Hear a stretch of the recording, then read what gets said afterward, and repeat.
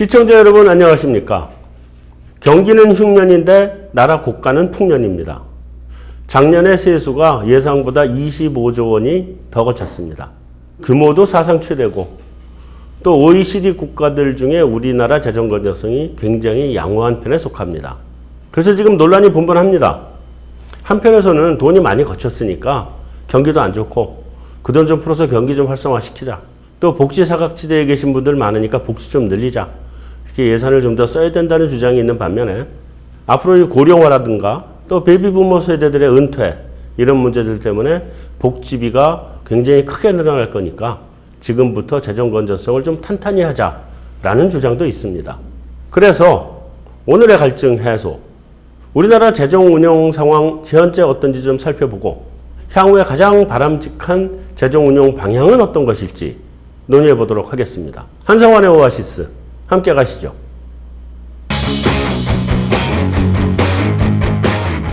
오늘 함께 해주실 분 소개해 드리겠습니다. 충남대학교 경제학과 정세은 교수님 나오셨습니다. 교수님 안녕하세요. 예, 안녕하십니까. 네, 교수님 경제학교 교수님이니까 저보다 훨씬 많이 아시겠지만 그래서 여쭤보면 우리 경기가 작년보다 올해가 안 좋은 거는 사실이죠? 예, 안 좋아질 것이라고 예상을 많이 합니다. 작년에 2.7% 성장률이었는데 네. 올해는 여러 기관들이 2.5% 정도 될 것이다라고 예측하고 있습니다. 그런데 올해도 세수는 작년에 이어서 또 초과 징수가 될까요? 작년엔 상황이 많이 좋았기 때문에 굉장히 좋았죠. 지금 문제가 되는 것은 작년에 초과 세수가 25조 정도 네. 났다는 것인데요. 네. 올해는 그 정도까지는 되지 않겠지만 네. 어렵지는 않을 것이다 라는 생각은 하고 있습니다. 이 흐름이 어떻게 보고 있나요? 지금 몇 년째 흑자인가요? 2015년부터 흑자보다는 네. 초과 세수라고 해서 예상했던 것보다 세수가 더 많이 그렇죠. 들어오는 거거든요. 네. 그래서 2016년, 17년, 18년 그리고 작년에 역대 최고로 네. 25조 정도 네. 세수가 초과로 거쳤습니다. 그렇게 많이 거친 배경은 어떤 게 있나요?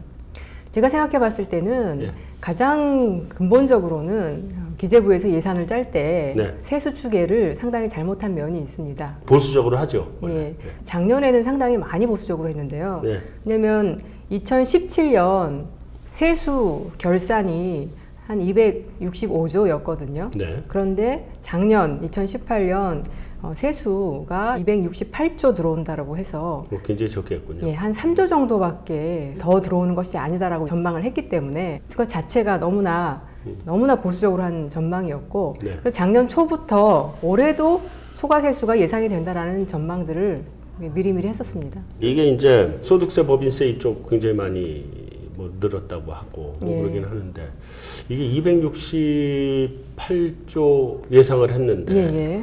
25조가 초과세수면 그게 이제 거의 10%잖아요. 예, 예.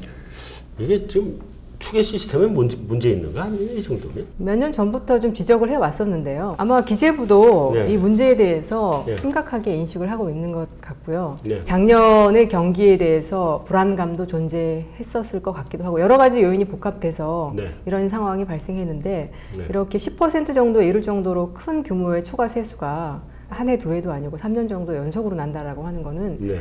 심각한 문제라고 할 수 있겠습니다. 네. 자, 근데 세수는 이렇게 많이 거치는데 예, 예. 재정 건전성에 대한 우려는 도대체 왜 나오는 거죠? 재정 건전성에 대한 우려를 하시는 분들은 그 초과 세수가 낮다라고 해서 예. 전체적으로 흑자다라고 하는 것은 아닙니다. 아, 네. 예, 예. 왜냐면은 이 흑자다 적자다라고 할 때에는 네. 총 수입에서 네. 총 지출을 빼야 되는 것인데 네, 네. 처음에 계획을 잡을 때 네. 지출이 이만큼이고 네. 수입이 이만큼이다라고 해서 네. 어차피 이제 적자였거든요. 네, 적자 지정을 펴고. 예. 네. 그랬는데 수입이 계획했던 것보다는 조금 더 난 겁니다. 네. 하지만 여전히 적자다. 적자죠. 네. 예. 그러나 처음에 생각했던 것보다는 적자가 줄었다라고는 네. 할 수 있지만 계획했던 것보다 생각했던 것보다 덜 발생했지만 적자는 네. 적자다라는 점에서 초과 세수가 발생했다고 해서 흑자다. 그건 아니다. 그건 아니다라는 네. 것입니다. 근데 그렇게 되면 이 지금 국가 총 GDP 대비 국가 부채 비율은 예. 예. 예상보다는 좋아졌다고 봐야 되겠네요. 그렇죠. 이제 이것을 어떻게 처리할 것이냐의 문제도 있는데요. 어쨌든 적자가 발생했잖아요. 네. 그럼 이제 이만큼은 국채로 발행을 해야 되는 거거든요. 그렇죠. 네. 국채로 발행을 해야 되는 건데, 그럼 이제 국채는 늘어난 거죠. 네. 절대 규모로 봤을 때는 국채가 늘어난 것인데, 늘어난 거고. 보통은 GDP 대비로 보기 때문에 네. 경상 성장률이 5% 정도 된다라고 하면은 GDP 증가하는 것이 더 빠르기 때문에 네. 거기에 비해서 보면은 좀 더 국가 채무 규모는 부채 비율은 줄어들 수 있습니다. 네. 근데 그러면 우리나라 지금 재정 건전성이라는 걸 놓고 보면 제가 마지막으로 기억했던 게 GDP의 뭐 한 40% 정도. 그 정도였던데 이게 여전히 유지되고 있다고 전제를 하면 그렇습니다. 이게 OECD 중에서는 어느 정도 수준이라고 봐야 되나요? 상당히 양호한 수준이죠. 양호한 편이죠. 제가 몇 위다라고 하는 건 해마다 약간씩 바뀌기 때문에 네. 좀 말씀드리기는 어렵지만 작년 2018년 기준으로 OECD 국가들의 GDP 대비 국가 채무 비율이 OECD 평균이 111%인데 우리가 한 46%. 그래서 OECD 기준으로 하면 GDP 대비 46% 정도의 국가 채무가 있는 셈인데요. 네. 우리가 46%라고 하면은 아주 양호한 편에 속한다라고 말씀드릴 수 있겠습니다. 근데 거기에 대해서 이게 이제 사실 좀 추가 질문이긴 한데 얘기하는 데 따라서 사실은 또 좀 다른 게 그게 이제 국가 부채를 산정하는데 들어가야 될 것들이 우리나라가 굉장히 많이 빠졌다. 그걸 다 포함시키면 OECD 국가 중에 그렇게 아주 좋은 편도 아니다. 뭐 이런 주장도 있더라고요. 그런 주장들도 많이 하시죠. 네. 말씀하시는 분들이 하는 얘기 중에 하나는 연금 부채, 연금 충당 부채 이런 걸 얘기하거든요. 그렇죠. 국가가 나중에 줘야 될 연금이 지금 그거 다 부채다. 현재 가치로 환산해 보면 어마어마하다. 뭐 이런 얘기도 하고 국가가 중소기업이나 이런 데 대출해 주면서 보증하는 것도 채무다. 아니면 공기업들이 가지고 있는 부채도 다 국가 부채다. 국가 부채다. 그런데 그런 것들에 대해서 다른 선진국들도 다 마찬가지 상황이거든요. 그러니까 OECD에서 발표하는 그 국가 부채 규모는 동일하게 맞추지는 않지만 그 기준에서 저희가 크게 벗어나기는 어렵기 때문에 똑같은 건 아니지만 그 범위 안에서의 그 가이드라인은 지키고 있다라고 봐야 됩니다. 한 가지 추가 질문. OECD 국가 부채 비율이 뭐 110% 이렇게 가고 뭐 이러는 거를 일각의 어떤 분들은 남유럽 국가들 이런 나라들 빼고 나면 그렇지 않다. 남유럽에 있는데 국가 부채 무지하게 높은 나라들이 있잖아요. 그러니까 그런 나라하고 어떻게 동일선상에서 비교하냐. 그 나라들 빼고 나면 우리나라가 그렇게까지 탄탄한 거는 아니다. 뭐 이런 얘기들도 해요. 제가 모든 국가들의 국가 부채를 다 외우지는 못하는데요. 미국은 2018년 110% 정도 되고요. 미국도. 거기 완전 빚으로 살고 있군요. 그 나라는. 일본은 200%가 넘죠. 일본은 좀 이상한 나라죠. 230% 정도 되고 그리스는 워낙 남유럽 재정 위기 출발국이었으니까 그래도 150% 뭐 넘고 하거든요. 그다음에 예를 들어 스웨덴이나 이런 북유럽 국가들이 국가 부채가 좀 작거든요. 굉장히 낮죠. 근데 생각해보면 그 나라들이 복지를 많이 해요. 왜 낳는가? 세금을 좀 많이 걷죠. 세금 많이 걷고, 그다음에 연금 미리 충분히 많이 내고, 그거 가지고 돌려주는 거니까 좀 우리하고 좀 다른 거죠. 자, 근데 어쨌든 간에 정부가 돈 풀어서 경기 회복한다 그러더니 결국은 긴축 재정 계획보다는 긴축 재정을 한 꼴밖에 안 됐고, 또 돈 풀어서 뭐 열심히 했는데 2.7%냐, 뭐 이런 논란들도 있고 지금 논란이 굉장히 많은 것 같아요. 이 부분은 어떻게 보시나요? 이 재정 정책을 바라보는 입장이 상당히 두 가지의 다른 입장이 지금 대립하고 있는 것인데요. 한쪽 입장은 정부가 긴축 재정을 한 것이다. 제대로 돈을 안 푼 것이다. 다른 쪽은 정부가 돈을 풀었다. 무엇이 맞느냐를 우선 말씀드리자면 관리 재정 수지가 계속해서 2%대 정도로 계속 발생해 왔거든요. 일반 회계 수지인데 그것이 2% 정도 적자로 계속 발생해 왔다라고 그 사실에만 주목을 하면 적자 재정을 했으니까 정부가 돈을 좀 풀어서 썼다 이렇게 얘기도 할 수 있는데요. 사실은 긴축이냐 아니면 확장이냐라고 얘기를 할 때에는 현재의 경기 상황이 어떠한가에 따라서 좀 달리 봐야 합니다. 경기가 안 좋을 때에는 당연히 세금이 덜 거치고 지출이 많기 때문에 당연히 어느 정도는 적자로 가는 것이 맞거든요. 그래서 적자가 발생했다고 해서 항상 그것이 정부가 열심히 돈을 풀었다라고 보는 거는 너무나 그 수치에만 얽매인 것이고 대부분의 경제학자들 같은 경우에는 이 적자 재정이다 아니면 정부가 돈을 많이 풀어서 어느 정도 일을 했다라고 하려면은 적자 수준이 좀 많이 나야 합니다. 우리나라 정부는 원래부터도 재정 건전성을 상당히 중요시해 왔기 때문에 경기가 심각하게 안 좋은 상황에서 GDP 2% 정도의 적자 재정을 한 것을 가지고 확장적인 적극적인 재정 정책을 폈다라고 보기는 저는 무리다라고 생각이 들고요. 네. 그런 관점에서 보면 2008년 이후에 저희 경기가 어려워진 상황에서 아까 말씀하신 것처럼 2%대로 추세적인 성장률이 떨어졌는데 그런데도 불구하고 상당히 너무나 좀 과도하게 재정 건전성을 지키고자 하는 그런 목적에서 네. 적극적으로 돈을 풀지 않았기 때문에 이 어려움이 지속되고 있는 것이다. 사실 그동안은 한 2015년까지는 중국 경제가 좀 버텨줬고 했는데 네. 2015년부터 저희 사드도 문제가 되었지만 중국 경제 자체가 좀 위축되고 있거든요. 네. 그래서 그 무렵부터 경기가 좀 더욱 어려워진 측면이 있는 것 같습니다. 네. 그렇다고 한다면 정부가 좀 더 적극적으로 돈을 풀었어야 되는 돈을 거예요. 풀었어야 한다라고 네. 저는 생각이 듭니다. 자, 근데 이제 일각에서는 이제 이런 얘기를 하죠. 최근에 이제 정부 재정 정책이 이게 너무 원칙이 없다. 이런 얘기하면서 또 동시에 이번에 예타 면제해 준 것들. 이 예타 면제해 준 사업들이 이게 원래 그 사업 타당성이 일이 안 나오던 그래서 이제 진행을 못 해오던 것들인데 갑자기 이런 걸 다 예타 면제해서 사업을 진행한다고 하는 거는 선심성 아니냐. 이거 해놓고 틀림없이 나중에 우리 후배들이 그 빚 갚느라고 고생할 거다. 이게 제대로 된 거냐. 이런 또 비판들이 굉장히 많이 있습니다. 예비 타당성 제도라고 하는 것은 아시겠지만 국가 돈이 500억 이상 들어가는 큰 사업에 대해서 이 사업을 진행하는 것이 타당하냐, 비용하고 그다음에 그 효용을 비교해보는 그런 제도인데요. 보통은 다 하게 되어 있지만 몇 가지 또 예외 사항은 있습니다. 그래서 국가가 생각하는 중요한 정책이라던가 특히 국토 균형 발전 같은 경우에는 국무회의를 통해서 그것을 결정하면은 예비 타당성 조사를 면제해주는 제도가 이미 있습니다. 있죠. 그래서 이번에 면제해준 것들은 국무회의에서 그걸 면제해준 거거든요. 그러면 그걸 면제해주면서 하였을 때 그것이 효과가 있느냐 없느냐의 문제인데요. 이번에 많이 이렇게 통과된 것들을 보면은 대전 같은 경우에는 트램이고 국도, 철도 어떤 이런 교통 관련된 인프라들이 많고요. 산업단지를 개선한다던가 이런 것들이 많거든요. 현지 시점에서 보면은 이것이 어느 정도 효과가 있을지 불확실한 것은 맞습니다. 근데 대전 같은 경우에도 현재 있는 그 지하철 노선이 일직선이다 보니까 이게 효용성이 상당히 떨어지거든요. 하나밖에 없죠. 얼마 전에 이 미세먼지 저감 조치로서 차량 운행을 통제했잖아요. 지방 도시들이 문제가 되는 건 뭐냐면요. 제가 대전에 살지만 이쪽 끝에서 대전역으로 가려고 하면은 그 대중교통을 타면은 1시간이 넘게 걸리거든요. 그러니까 지방에서 대중교통을 안 타는 이유가 그것이 잘 발달하지 않았기 때문이거든요. 그러니까 현 상태에서 그 효과를 계산한다면 상당히 낮게 나오는데 그것을 안 할수록 더 나빠지고 더 악화되는 면이 있거든요. 그렇기 때문에 제 생각에는 국토 균형 발전이라고 하는 다소 불확실한 면이 있지만 그런 정책 목적을 위해서 이것이 시작이 되었고 이게 24조 정도로 통과가 되었는데 10년에 걸쳐서 하는 거거든요.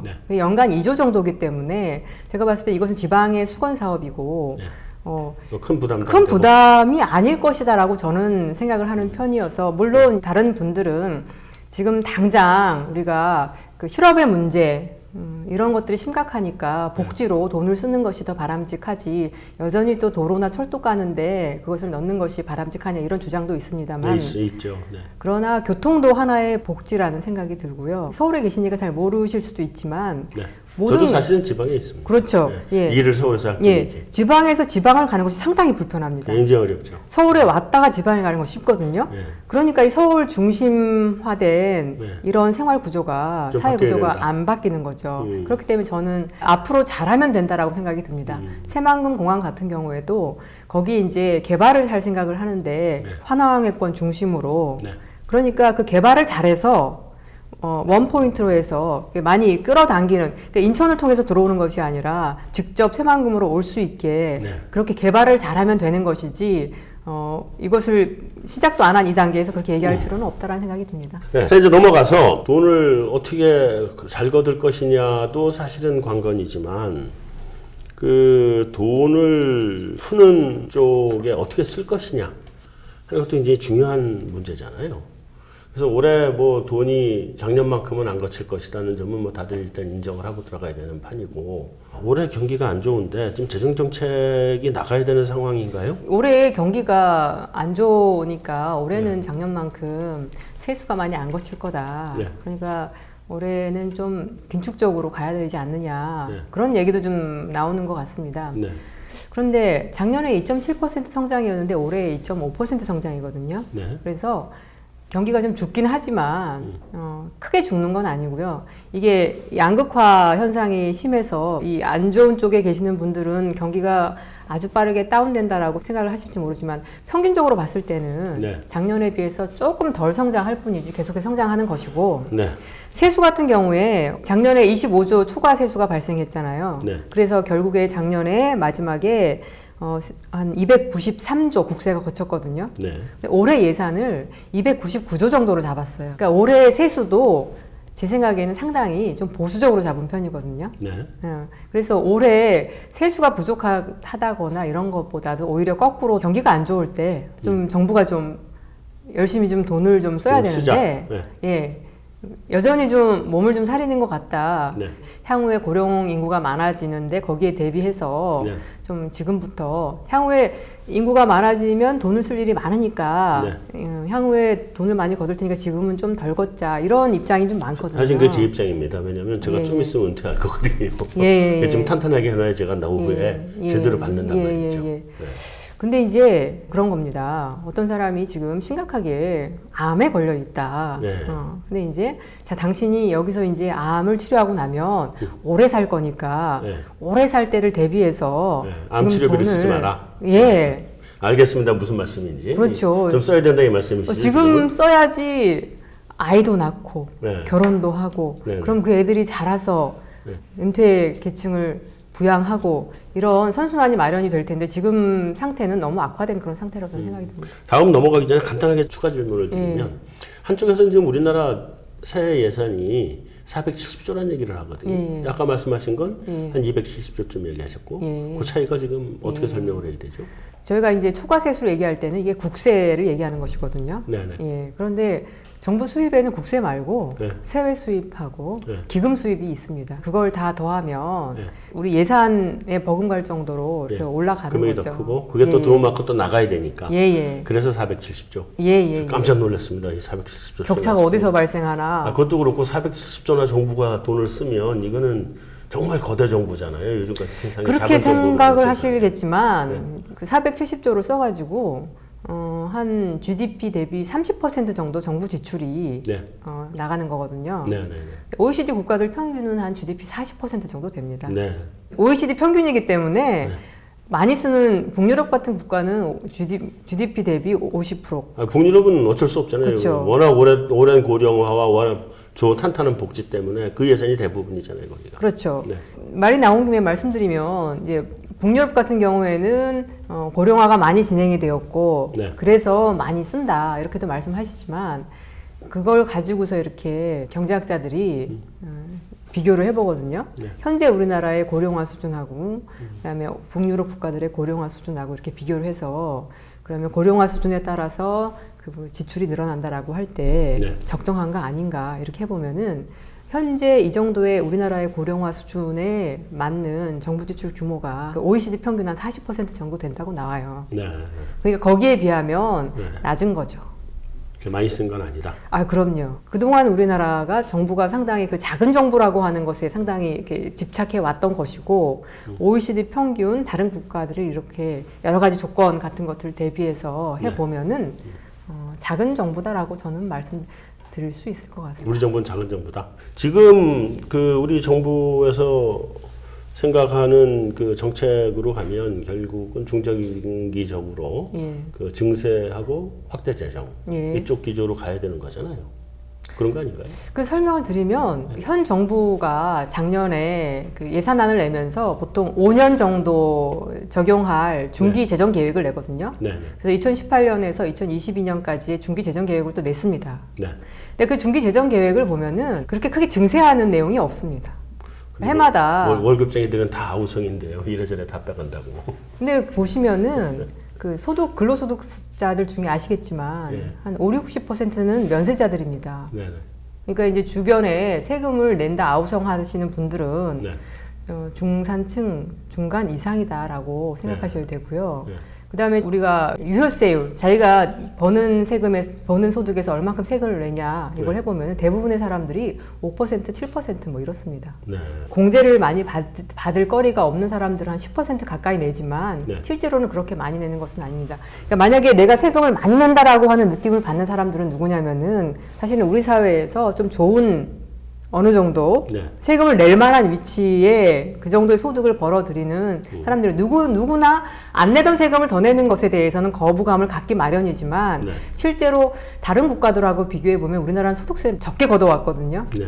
또 다시 OECD 비교를 하면은 OECD 평균으로 GDP 대비 소득세를 뭐 8%, 9% 걷는데 네. 우리는 한 3%, 4% 걷어왔거든요. 네. 그러니까 절반 정도밖에 안 내왔었다. 네. 그거를 정상화하는 과정에서 안 내던 걸 더 내니까 좀 그렇지. 그리고 내는 것만 생각하지 사실은 그것으로 국가가 돌려주는 것들은 생각을 잘 안 하기 마련인데 아무도 생각 안 합니다, 그건. 지금 네. 아동수당을 주고 네. 그다음에 기초연금을 더 늘려주고 네. 내는 것만 생각하지 않고 받는 것까지 생각을 한다라고 하면 자, 이제 이번 정부에서 이제 소득주도 성장이라고 지금 예. 일단 기본적으로 소득이 성장을 주도는 못한다는 주장도 있고 예. 또 오히려 그 완전 반대에서는 입장에서는 소득주도 성장하지 말고 그냥 감세를 하면 성장이 더 잘 된다. 이건 어떻게 보세요? 소득주도 성장에 대해서 좀 오해가 있는데요. 네. 분배를 개선해서 네. 내수를 활성화시키는 것이 성장의 하나의 수단이 될 수 있다라는 네. 정도로 이해하시면 될 것 같고요. 네. 그다음에 두 번째 소득주도 성장이나 소득을 늘려주는 방법은 세금을 줄여주는 것일 수도 있다. 네. 이런 이제 주장이 있는데요. 공급주의죠. 네. 예, 우리나라에서 소득세 같은 경우에 네. 면세자가 50%를 넘거든요. 네. 세금을 안 내는 이유는 여러 가지가 있지만 네. 일단 소득이 너무 적기 때문에 면세점을 넘지 못해서 세금을 안 내시는 분들이 많죠. 네.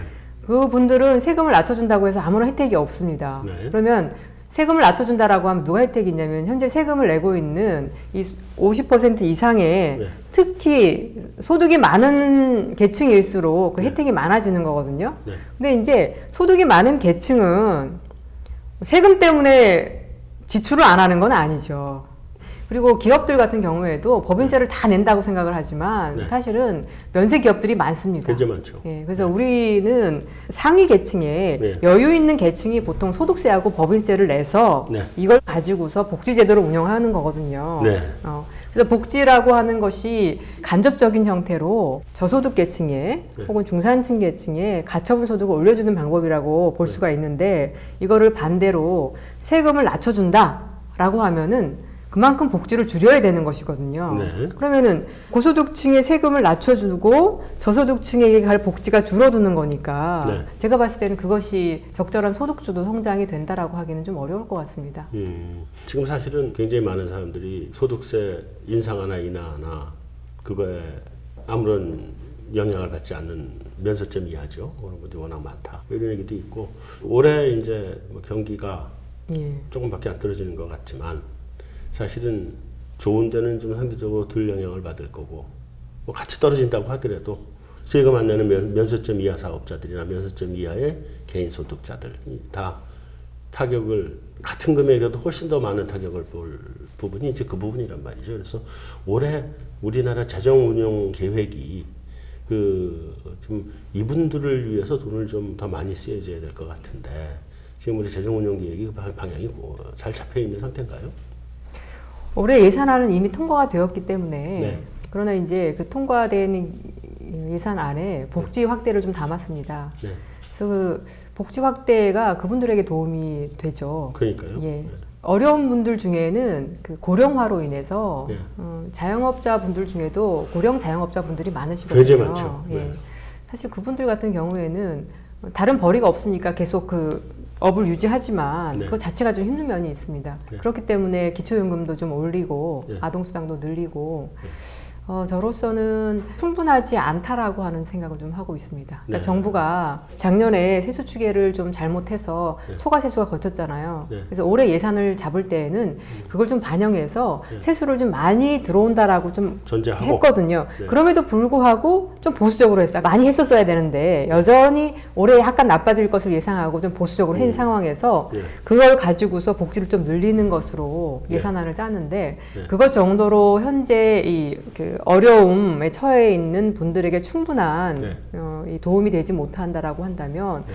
그 이제 결산이 끝나고 초과 세수가 좀 남으니까 네. 그걸로 그냥 국채를 갚는 뭐 그런 걸 하는 것보다 네. 추경을 좀 추경해서 고려해서 쓰자. 예, 추경을 네. 고려해서 저는 쓰는 것이 현 상황에서는 좀 필요하다는 생각이 듭니다. 근데 말씀하신 중에 사실은 기초연금을 높이거나 이런 것들은 온 국민들한테 이렇게 살포되는 돈이고 그거 말고 사실은 작년까지 정부가 한 정책 중에 뭐 최저임금제라든가 아니면 52시간 근무제라든가 이런 것들이 시장 일각에서 이제 일부분에서 부작용이 나타나고 있는 게 사실이라고 저는 보여지거든요. 그래서 그런 정책들에 가장 크게 타격을 받는 섹터가 자영업 하는 분들, 다음에 뭐 일용직이나 아니면 자영업자한테 가서 알바를 하는 우리 청년들, 이쪽이 제일 이제 타격을 받고 있는 것 같은데 그런 그 섹터에 직접적으로 돈을 투입해 줄 수 있는 방법은 없나요?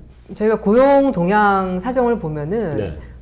고용 일자리 부진의 어려움을 겪는 계층이 20대 청년 계층과 네. 자영업 아니면 제조업에 있던 남성 네. 노동자들이거든요. 네.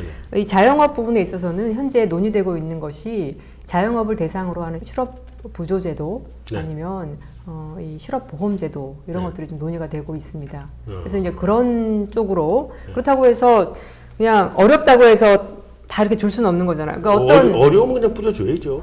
동의하신다면 논의되는 것이 이제 기본소득제도가 있거든요. 그냥 뿌려주는 게 맞다고 보는데요. 아, 그렇다고 하면 저도 네. 충분히 생각해 볼 수 있다고 생각합니다. 예를 들면 그런 거잖아요. 우리 서프라임 사태 난 직후에 예. 월급쟁이들한테 전부 다 그 교통비라고 해야죠. 몇십만 원씩 다 뿌려줬잖아요. 예. 그거 뿌려줘봐야 그렇게 큰 예. 돈도 아닌 거고. 전 예. 그게 직접적인 효과고.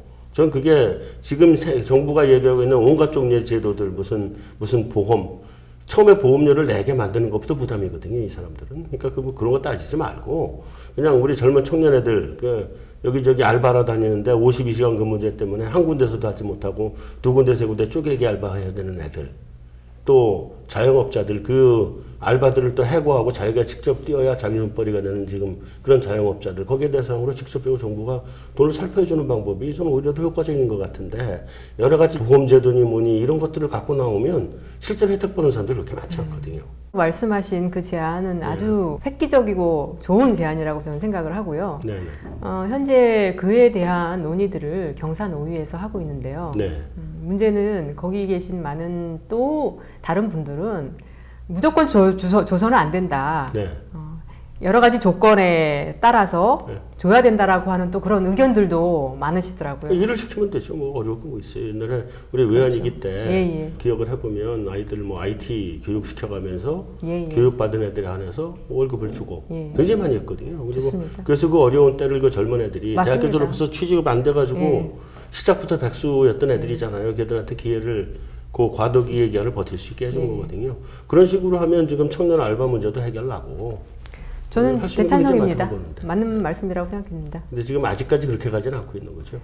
그런 제안을 하시는 분들도 있지만 네. 반대하시는 분들도 너무 많아서 많다. 예를 들어 성남시에서 청년 수당 같은 거 한번 해본 적이 있잖아요. 그건 조금 좀 아니었던 것 같아서 저도 그랬더니 그거 성남시에서 가지고 하는데. 아무렇게나 쓴다 뭐 이런 네. 것들도 많고 서울시에서도 청년 구직수당 이런 것들도 네. 얘기가 있었는데 뭔가 이렇게 조건하고 연결시키려고 하고 네. 근데 이제 방금 말씀하신 것 중에 애들을 이제 일을 시키면 된다라고 했는데 그렇죠. 그것도 약간 그 젊은이들이 취향하고 어떤 적성하고 안 맞는 것일 수도 있고 해서 그러니까 IT 교육도 시키고 그러니까 저희가 이제 그런 설계를 것도 잘하면 저는 좋은 네. 제안이라고 생각합니다. 알겠습니다. 마지막으로 문재인 정부가 이제 재정개혁특별위원회 재정개혁 논의가 내용이 별로 마땅치 않게 그렇게 나왔는데 앞으로 우리나라가 미래를 튼튼하게 잘 살기 위해서 건전성도 유지 좀 하면서 또 당장 써야 될 것들 충분히 써가면서 이렇게 할 수 있는 뭐 묘수가 있는지 앞으로 우리 재정 운용의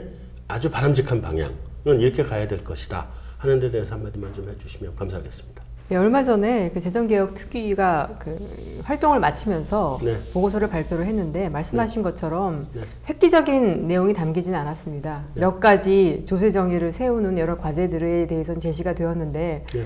현재 당면하고 있는 심각한 위기를 어떻게 돌파할 것인가에 관한 세제적인 측면에서 획기적인 대안은 좀 나오지 않았습니다. 저는 이러한 결과에 대해서 어떤 생각을 하냐면은 재정 건전성이라고 하는 것을 좀 다시 좀 정의할 필요가 있다. 네. 예를 들어 한국 사람들의 삼성전자에 대해서 그래도 한국에서는 가장 건전하고 네. 그런 회사라고 생각을 할 것이다라고 좀 생각이 드는데요. 그렇겠죠. 저도 네. 그렇게 생각합니다. 삼성전자가 빚이 없냐? 네. 그렇지 않습니다.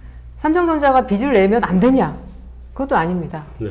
잘 될 것 같다는 사업이 있다면 네. 빚을 내서라도 그것을 해야 되는 것이고 장기 투자 같은 경우도 마찬가지거든요. 네, 네. 현재 한국 사회는 좀 여러 가지 저희가 가지고 있는 다양한 잠재성이 있음에도 불구하고 네. 이 민간은 지금 다 몸을 사리고 있거든요. 위기라고 네. 하는 것은 그렇거든요. 이 네. 경기가 부진한 경우에는 모든 민간 기업들은 이렇게 위험을 찾아서 네. 뭔가 모험을 하기는 좀 어렵습니다. 그러니까 네. 이럴 때에 저는 국가가 좀 나서야 되고 개인이 해결할 수 없는 것에 있어서 국가가 좀 벤처 국가가 될 필요가 없는데 네. 자꾸 청년들에게 돈도 없고 기술도 없는 청년들한테 벤처가 되라고 하면서 국가 스스로가 네. 벤처 역할을 하지 않으려고 하는 것이 문제이고 청년들을 어떻게 업그레이드 시켜서 혁신가로 만들 것인가 이런 문제들 네. 이런 것들에 있어서 국가가 과감한 투자를 해야 된다라고 생각이 들고요. 네. 단기적으로는 그 국가 채무를 늘릴 수는 있을지 모르겠지만 아직까지 OECD 평균에 비해서 상당히 양호한 수준이기 때문에 네.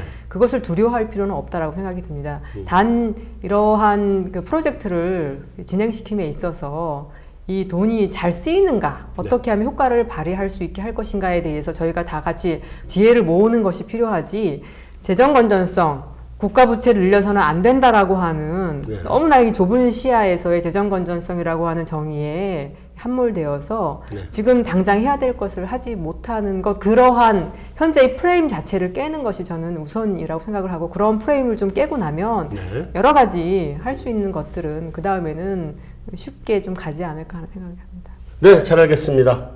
충남대학교 경제학과 정세현 교수님 나와주셔서 감사합니다. 예, 감사합니다. 네.